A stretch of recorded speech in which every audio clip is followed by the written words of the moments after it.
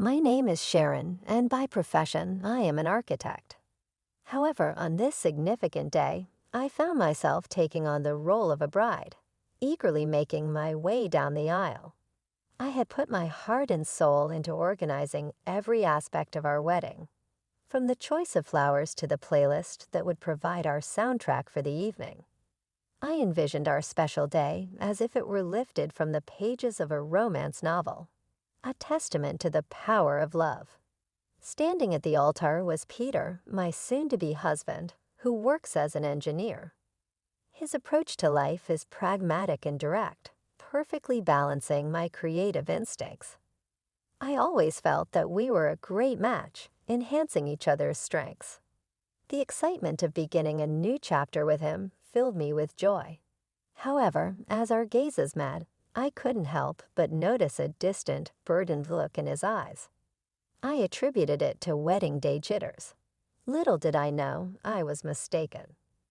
As I walked closer, I overheard Peter's mother, Julie, whispering to someone next to her. Her scrutinizing look made me uneasy, but she managed a strained smile and told me I looked beautiful, though her eyes told a different story. The ceremony moved forward, and when it was time for Peter to speak his vows, there was a heart-stopping pause before he managed to say, "I do." His voice lacked the warmth I had come to associate with his affection for me.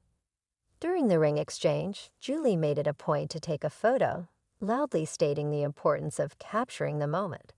Her words, though seemingly innocent, felt more like a veiled warning than a celebration of our commitment. At the reception, Julie found me mingling with some college friends and commented on my wedding dress with a thinly veiled critique, praising its beauty yet highlighting its non-traditional nature. I responded with a light-hearted remark about celebrating love in our unique way. Before the conversation could go further, Peter stepped in, asking his mother to give us space. For a moment, I thought he was defending our choices, but his comment hinted at resignation rather than support. His words felt out of place on a day that was meant to be filled with nothing but happiness. I scanned the crowd, hoping to lock eyes with someone who might confirm that what I was experiencing was just typical wedding day chaos. Yet deep inside, I knew better. There was a palpable tension, an undeniable sense that something fundamental was amiss, and the red flags were too prominent to overlook any longer. As Peter and I stepped onto the dance floor for our first dance, the distance between us was more than just physical. Our movements were in sync, but emotionally we were worlds apart. The song, intended as a celebration of our union, felt more like a cruel joke. When the music faded, Peter's attempt at reassurance only emphasized the void between us. "So, Mrs. Sharon, ready for forever?" he asked. The irony of his question weighed heavily on me. I wanted to voice my doubts, to question if all our tomorrows would be shadowed by the unease of today. Instead, I masked my concerns with a tentative affirmation, hoping against hope that the gloom would dissipate, and that this rocky beginning was not a foretaste of what was to come. I was unaware that this day would merely serve as the overture to a challenging period that would test not only the resilience of our marriage, but the essence of my identity. As we celebrated our union, the festive toasts felt hollow, overshadowed by a sense of loss. The journey back to my home, a charming 3-bedroom house that stood as a testament to my hard work and independence, marked the beginning of our shared life. This home was meant to be our haven, the foundation for our future together. Yet it soon became the backdrop for a series of confrontations that felt more like an invasion than the start of marital bliss. Julie, living a mere quarter of an hour away, took to visiting uninvited with unsettling frequency. Her criticisms were relentless, targeting everything from my culinary skills to the decor of our home. Her complaints were varied but equally cutting, whether lamenting my tasteless cooking or the choice of bathroom tile color. Peter's attempts to intervene were tepid at best, often seeming more performative than protective. Julie's intrusions became a regular ordeal, each visit an opportunity to assert her dominance through thinly veiled insults and critiques. However, the real turning point came one afternoon when she arrived with suitcases in tow. Her declaration of intent was clear and her sense of entitlement palpable. This was not just another visit, it was an occupation, one that threatened to suffocate the life out of our nascent marriage. "I'm going to be living here now," she announced, breezing past me to place her luggage in my favorite cozy corner by the window. My sanctuary for reading and quiet moments. "This spot will be just perfect for me," Julie proclaimed with a finality that made my heart drop. I turned to Peter, my eyes wide with disbelief, silently begging him to intervene to preserve the sanctity of our home. This was a decision we should have made together. Seizing a moment, I called Peter aside, my voice shaking. "This is our home. Shouldn't we have talked about this first?" His gaze met mine, void of the warmth and love that had once seemed so abundant. "Mom's getting older, Sharon. It's not right for her to be alone. She needs to be with family," he explained, stressing the word family in a way that made me feel excluded. "So I'm not family. Is that it?" The words barely left my lips before the tears began to well up, a mix of hurt and frustration. Peter quickly countered, his patience thinning. "You know that's not what I mean, but I owe her this." "What about us? What about what we owe to each other? We're supposed to be building our life together, not living with your mom," I argued, but it was as if I was speaking to a wall. My concerns, my feelings seemed inconsequential. And just like that, Julie's move into our home was decided, steamrolling over my wishes. With Julie's arrival, the dynamic of our home shifted drastically. Every corner of the house, once filled with our shared dreams and plans, now felt weighed down by tension and conflict. My once peaceful reading nook was overtaken by her belongings. The kitchen became a stage for her critiques. And Peter, the man I had married, seemed more like an ally to Julie than to me.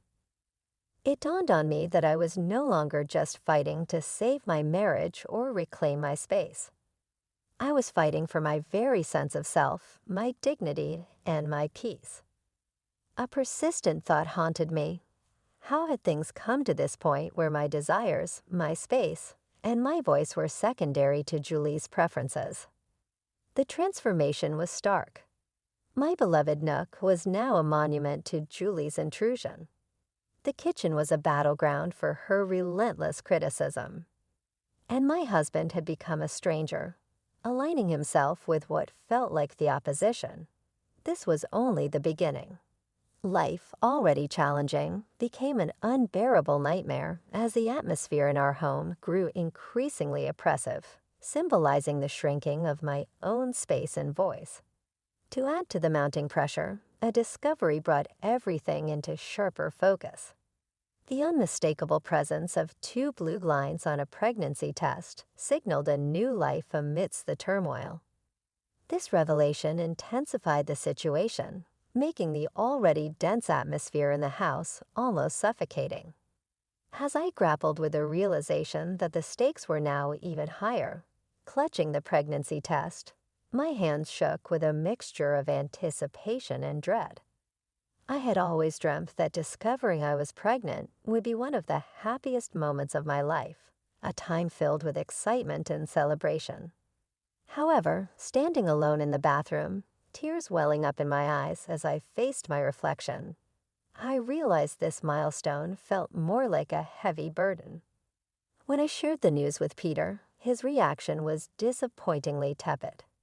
"Well, that's something," he muttered, quickly diverting the conversation to a renovation idea his mother had proposed. It became clear that Julie saw my pregnancy not just as news, but as her new project. She took it upon herself to oversee every aspect of it, from what I ate to where I would give birth, all under the guise of being helpful. Julie's interference quickly escalated into a form of control. She scrutinized everything I ate, casting judgmental glances at even the simplest of meals, and questioning my weight management, despite my assurances that my diet was doctor-approved. Doctors these days have no clue, she'd scoff dismissively, convinced that her dated wisdom surpassed modern medical advice.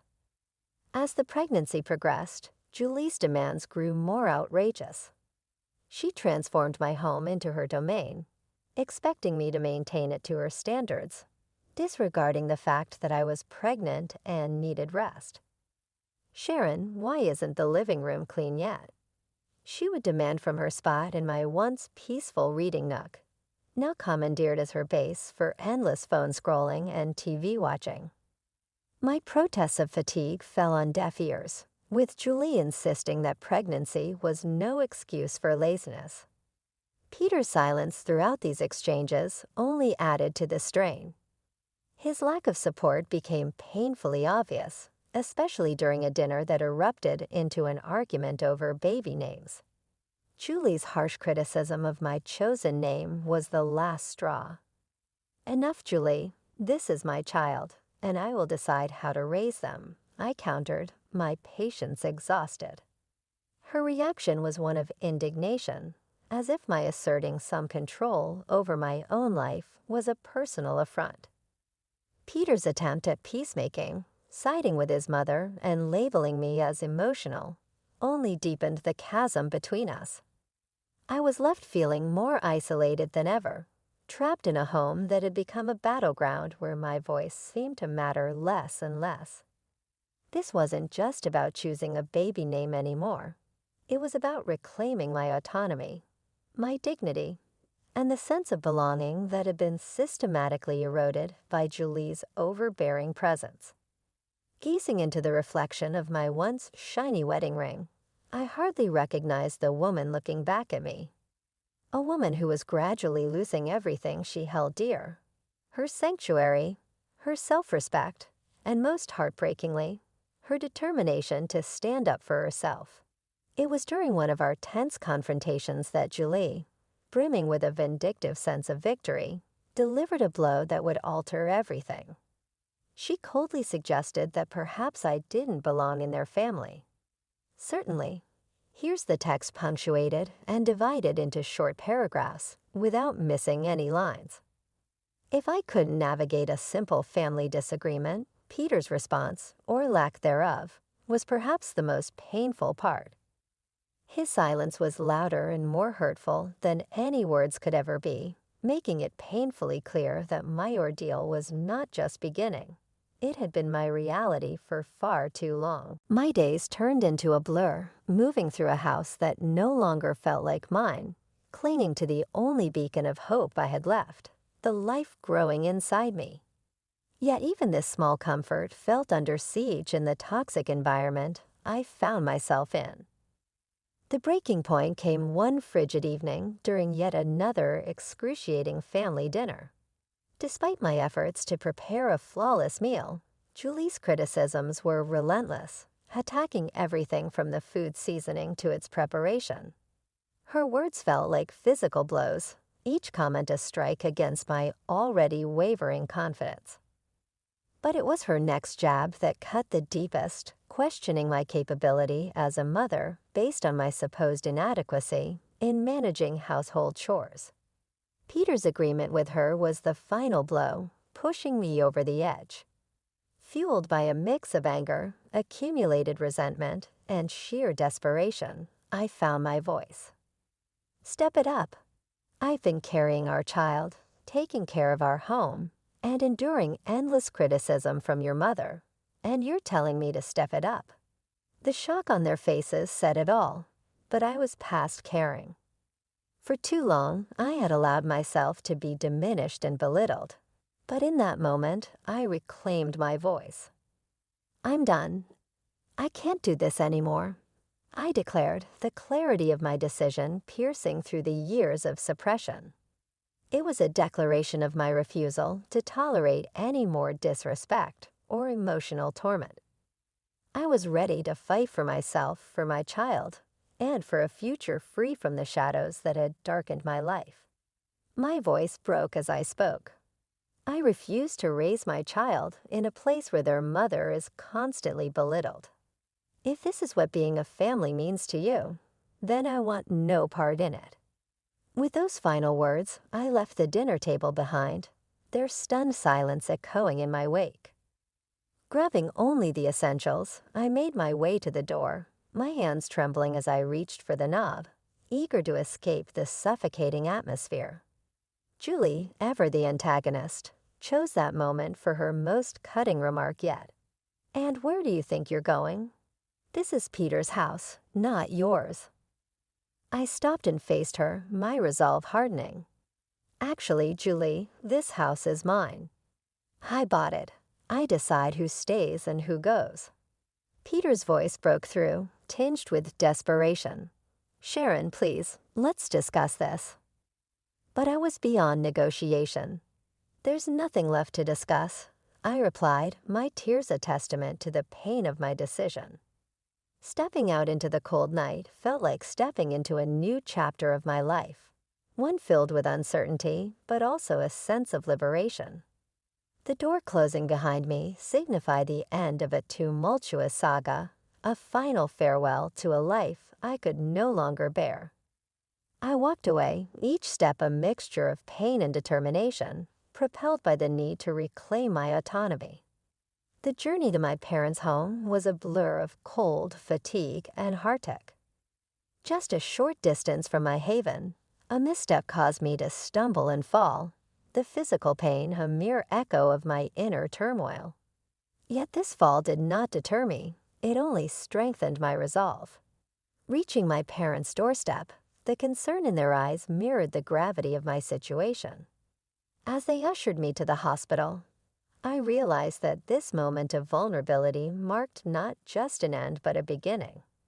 Lying in the hospital bed with the reality of my circumstances setting in, I understood that returning to my previous life was not an option. This breaking point was a crucial step towards reclaiming the life and dignity that had been eroded away. A painful yet essential transition towards healing and independence.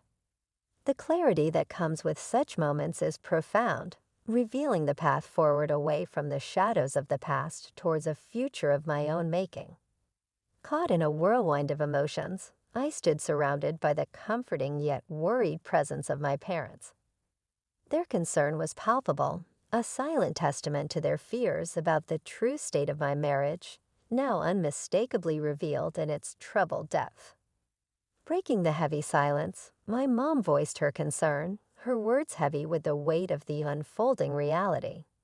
"Sharon, love, what's your plan now?" "Unsure but resolute," I replied. "I'm not sure, Mom, but one thing's clear. I can't return to that life. Not now. Not ever." My declaration, more confident than I anticipated, seemed to echo my newfound determination. My father, who'd been pacing anxiously, paused to reassure me, emphasizing that their support was unwavering regardless of my choice. He reminded me to consider not just my own future, but that of the life growing inside me. His words prompted a silent acknowledgement from me. My mind had been a battlefield of scenarios, each uncertain yet laced with the possibility of a fresh start. The unexpected buzz of my phone broke through my thoughts. A message from Peter, a plea for communication. But to me, his timing was a door long closed. His words unseen were left in the void as I turned off my phone, a symbolic end to our dialogue. My next steps were clear, marked by action rather than words. Reaching out to a family lawyer was my first decisive act towards ending the turmoil of my marriage. Supported by my parents, we navigated the cold legal breakdown of our union, discussing divorce, custody, and financial support. Despite the sterile nature of these discussions, they empowered me, marking the first steps of taking control over my destiny and ensuring the well-being of my unborn child. Within a week, Peter and Julie received the formal notices. Divorce papers for Peter and an eviction notice for Julie from the home that was legally mine. Included were demands for substantial child support and compensation for the emotional turmoil I had endured. Though drastic, these actions were necessary, severing the ties that had long bound me to a life of despair. When I finally re-engaged with my phone, it was flooded with Peter's attempts to reach out. His messages conveyed a mix of regret and a desire for reconciliation. But the scars left by nights of humiliation, years of neglect, and Julie's calculated malice, all silently condoned by Peter, were too deep. The brief temptation to hear him out was quickly overshadowed by the memory of the pain endured. This moment wasn't just about ending a chapter. It was about reclaiming my story, one where the shadows of the past no longer dictated the brightness of my future. The love I once felt for him had been completely overshadowed by the sorrow of our failed marriage. I took decisive steps to move on, deleting messages, removing his contact information, and blocking him across all social media. To me, Peter had become just a part of my history, a distressing chapter I was more than ready to conclude. Despite knowing the road ahead would be fraught with its own obstacles, divorce is complicated, even more so with a child on the way. I was finally navigating my own life's direction, stepping out from the shadow that had enveloped me towards a future filled with hope. The day of the court proceedings, the room was filled with that distinct sterile chill characteristic of spaces where fates are decided. My lawyer sat beside me, her posture exuding assurance, while my parents offered silent, steady support from behind. Across the aisle, Peter appeared lost, the reality of the situation dawning on him, while Julie's expression was one of shock and defiance. As the session began, the judge walked in, prompting everyone to rise. The process that followed was a flurry of legal jargon, with accusations and evidence laid bare. It was as if Julie and Peter were seeing their actions for the first time, not just through the legal lens, but mine as well. When it came to Julie's turn to speak, her usual confidence was absent. She attempted to justify her actions as concern for her son's welfare, but her explanation fell flat, especially under the judge's skeptical gaze. Judge Nina R. Morrison's verdict was clear and firm. I was granted a full divorce and sole custody of our unborn child. Peter was ordered to provide child support, and Julie, faced with a hefty fine for her emotional abuse and harassment, was visibly shaken. As the judge's gavel fell, a sense of liberation washed over me. Though it was not without a tinge of sadness, my marriage had concluded, not with dramatic confrontations, but through the quiet shuffling of papers and the firm voice of justice. This chapter of my life was closed, paving the way for a new beginning, free from the chains of the past. Gaining my freedom came at a price I'd never envisioned on the day I pledged my vows. As we exited the courtroom, Peter approached with a bewildered look, expressing his sorrow and disbelief at how our lives had unraveled. Looking into his eyes, I no longer saw my future, but rather a profound emptiness where love once resided. I never imagined this would be our end, Peter, but apologies can't undo what's been done. I told him decisively, turning away to leave the past behind. Julie sought my gaze, possibly hoping for a sign of forgiveness or recognition, but I couldn't afford her that closure. She had taken too much from me, and I refused to let her see how deeply she had affected my light.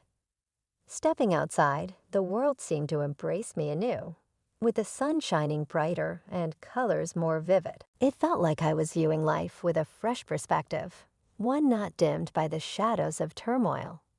My mother's embrace and words of pride brought tears to my eyes. "You're truly free now, Sharon," she said, her emotion evident. "I couldn't have faced this without you and Dad," I responded, feeling an immense gratitude for their unwavering support. That evening, in the solitude of my home, now solely mine, I felt a deep tranquility. Alone yet far from lonely, for the first time in a long stretch, I was free to live by my own standards. The path ahead as a single mother seemed daunting, yet as I felt my unborn child's subtle movements, confidence washed over me. We would manage, I was sure of it. The ordeal I had endured led me to this moment of self-discovery. While it left scars, they marked a tale of resilience, not defeat. Facing the future, I was not just compelled by circumstance, but driven by choice. This distinction filled me with a profound sense of empowerment, ready for what lay ahead, not out of necessity, but from a place of deliberate decision. I knew this was the start of a meaningful new chapter.